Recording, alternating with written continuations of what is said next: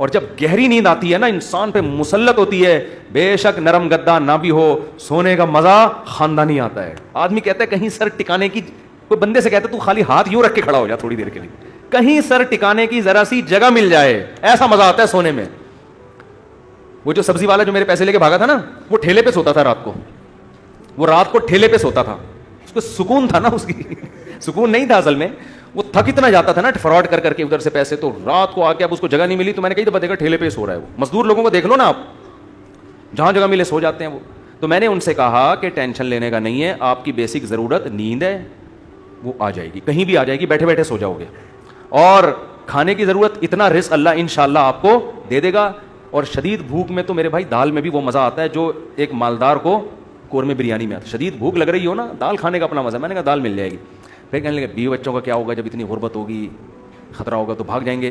میں نے کہا جو خود سے بھاگے اسے بھاگنے دو ٹھیک ہے نا, جو خود سے بھاگے اسے کوئی ٹینشن. مسافر خانہ ہے نا بھائی, نیک بیوی تو وہ ہوتی ہے جو آپ کی شریکہ حیات ہے, جب دولت تھی اس وقت بھی ساتھ, جب غربت تھی اس وقت بھی ساتھ. تو اگر غربت میں وہ بھاگ گئی, بولو اے اللہ اچھا ہوا تو نے زندگی میں ہی جان چھڑا دی.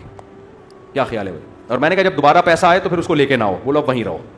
اب کیا کرنا ہے وہیں رہو. غیرت مند آدمی تھوڑی ایسی چیزیں پالتا ہے لیکن. تو میں نے کہا بھاگتا بھاگتا کوئی ہے نہیں آج کل, لیکن اگر بھاگ گئی ٹینشن نہیں, مسافر خانہ ہے, ویسے بھی مر جاتے تو قبر میں دفنا کے آ جاتی وہ.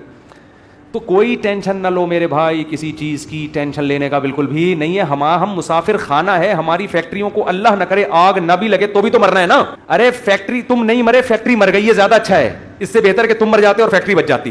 کوئی فرشتہ آئے اور کہے اللہ نے مجھے حکم دیا ہے اس کی فیکٹری کو آگ لگوا دو, لیکن اس کو آپشن دے دو کہ تو مرے یا تیری فیکٹری کو مار دیں. آدمی کہتا ہے بھائی مزدوروں سمیت مار دے اس پوری فیکٹری مجھے بچا لو. یہی ہوگا نا, مجھے بچا لو. تو ان کو تھوڑا سکون ہے. میں نے کہا آپ کا مسئلہ یہ ہے کہ آپ نماز پڑھتے ہیں, علماء کے پاس ہی بیٹھتے ہیں, مگر آپ نے دل میں دنیا کی محبت کے گٹر ابل رہے ہیں آپ کے. ہمارے حضرت فرمایا کرتے تھے بہت سے لوگ ایسے ہیں, بڑی بڑی داڑیاں, تہجد گزار, اور جناب بڑے ہر بات پہ درود شریف, لیکن دل میں دنیا کی محبت کے گٹر پالے ہوئے ابل رہے ہیں. یہ ایسے جیسے اللہ کی محبت کے چشمے ابلتے ہیں نا, تو دنیا کی محبت کے چشمے نہیں ابلتے, گندگی کے گٹر ہیں جو ابلتے ہیں. تو کہتے ہیں ان کے دل میں گندگی نہیں ہے, گندگی کے دنیا کی محبت کی جو ایک گٹر ہے نا, گٹر, وہ گٹر ابل رہے ہیں. جس کو یہ مثال سمجھ میں نہ آتی ہو, بارشوں میں ہماری گلی کو آ کے دیکھ لیا کرے گٹر کیسے ابلتے ہیں, تو وہ پتہ چل جائے گا کہ یہ ہے جو گند نکلا ہوا ہے. اس گند کو نکالو. کیا کہا پیغمبر نے ہود علیہ السلام نے اپنی قوم سے, صالح علیہ السلام نے اپنی قوم سے, تتخذون مصانع لعلکم تخلدون, اے میری قوم تم گھر اتنے مضبوط بناتے ہو جیسے تم نے ہمیشہ رہنا ہے, اتنا پیسہ ان دیواروں میں کیوں پھونک رہے ہو؟ حالانکہ وہ حلال پیسوں سے گھر بنا رہے تھے بھائی, حرام سے تھوڑی بنا رہے تھے, حرام سے نہیں بنا رہے. پھر بھی پیغمبر اعتراض کر رہے ہیں کہ موت کو بھول گئے ہو تم, اتنا سریا بنیادوں میں ڈالا جا رہا ہے. لوگ بتا رہے تھے ہم نے یہ سریا ڈالا. میں کہتا ہوں اپنی ہڈیوں میں تو کیلشیم ہے نہیں تمہارے, پہلے اپنی ہڈیوں میں سریا ڈالو بھائی.